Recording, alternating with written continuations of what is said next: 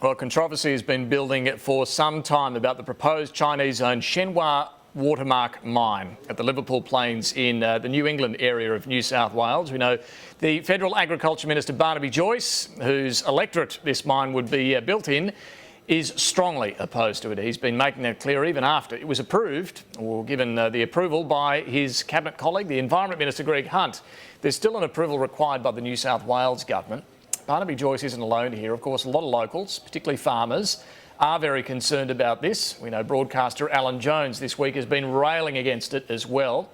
Now, we know Aboriginal elders on the Liverpool Plains are claiming the Shenhua mine will actually destroy a sacred site. They're threatening to take their case to the United Nations, warning the government it may have another Eureka stockade on its hands. Well, David Lipson has been there over the last couple of days and joins us now live from the Liverpool Plains.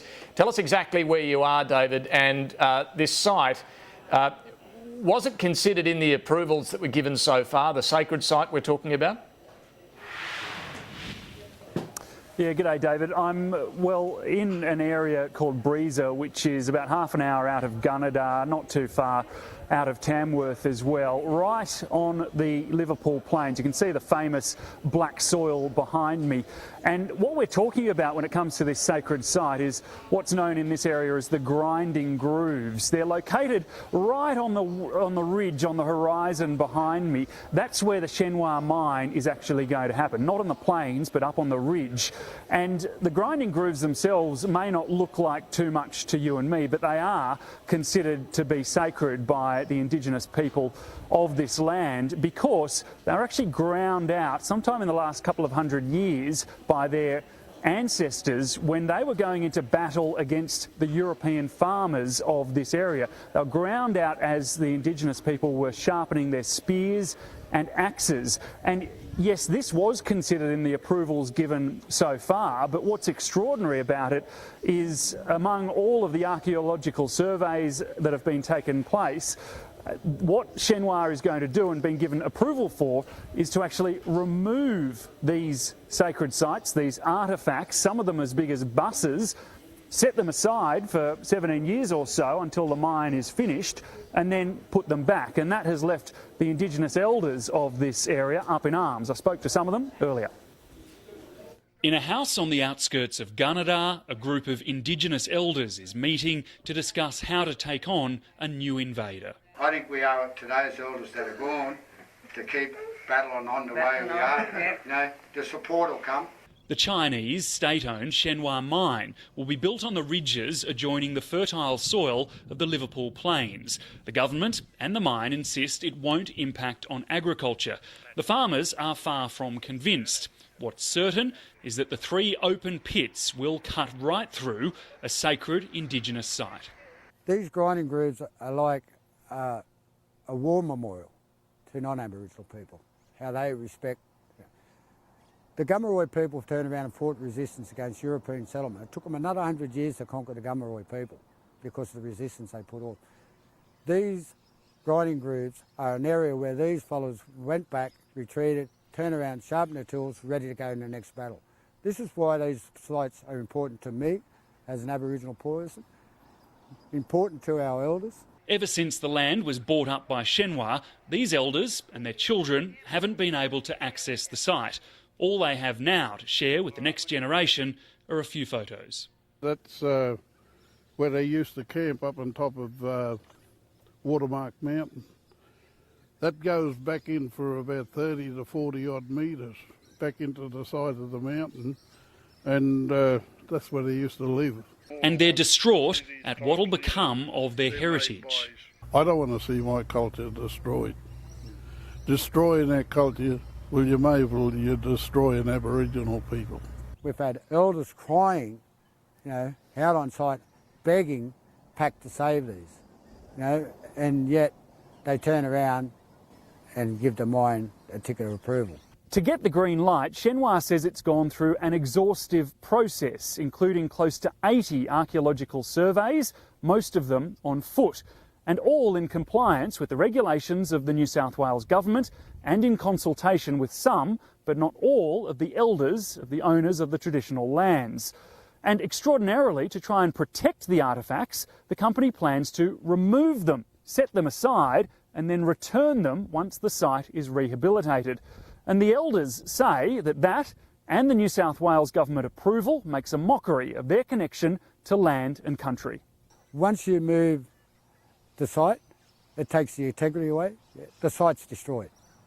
So, you know, you may as well just take them away and blow them up. We've got Julia Bishop turn around and get on radio and I've seen her go and crook about the Islamic mob smashing the relics up overseas and how disgusted and disappointed she was.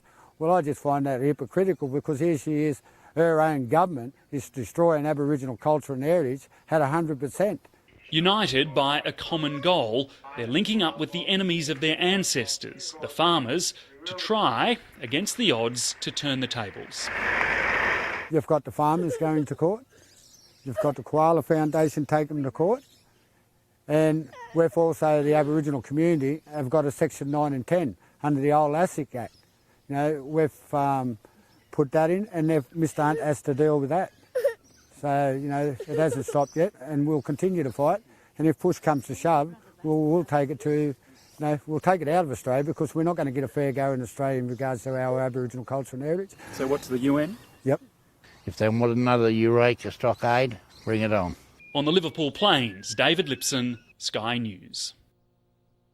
David, you've also been talking to another group of young farmers who are coming together to fight against this mine. Yeah, this is really interesting. We've heard a lot over the past couple of weeks in particular from the older generation of farmers, but it's the younger farmers, their children, who are going to take over the farms and are really keen to do that, mind you, that are going to, they believe, suffer the most as a result of this mine. And so they're coming together, they've formed their own youth group. They actually met last night at the local pub. It was $10 steak night. They all got together to discuss how they're going to mobilise and how they're going to fight this mine. I spoke to a couple of them. We're all pretty concerned about it. We just thought, you know, it's always been the old cockies that have always, you know, been putting up the fight, and we thought, well, you know, it's our career, it's our future, so we should get together and put up a fight as well. Our biggest platform at the moment is social media, given that that's sort of where our generation comes into the picture.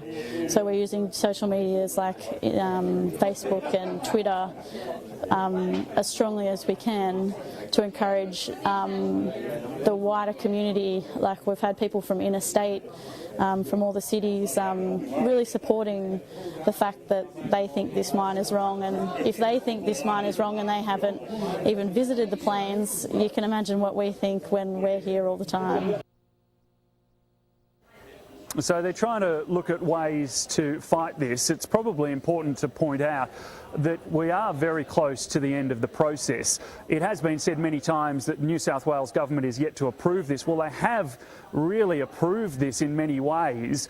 What they still have to do is work out some of the final arrangements, but what it would take to turn this around is actually New South Wales, or perhaps the federal government, reversing the decisions that they've already made. So no one is under any illusion here of the massive fight that they're up against. They're still very keen to get more and more national attention. I think they've been buoyed by the attention they've got so far, but they are now considering civil disobedience, protests, perhaps marching on Parliament.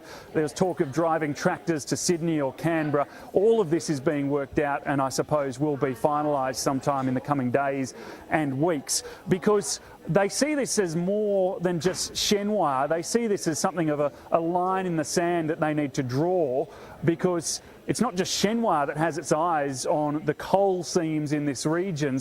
It's other big miners as well. And I spoke to Andrew Pursehouse, who owns the farm right behind me, about just that. Once it's getting close to finishing its 30 years life, we think that they'll seek another licence and go down for the other 2/3 of the resource, which is underground. So watch the tentacles grow there. So you're determined to ensure that this is the line in the sand? Exactly. If we don't stop this one, we've got BHP within about 5 k's about to put out an environmental impact study. It's all ready to press the button, and we'll have another 10 million tonne a year mine right behind us. It is a fascinating story, David, and a very interesting coalition being pulled together there to fight against this mine. Thank you very much for that, David Lipson there, live from the Liverpool Plains. We're going to move on. Coming up in a moment, we'll be talking to the Israeli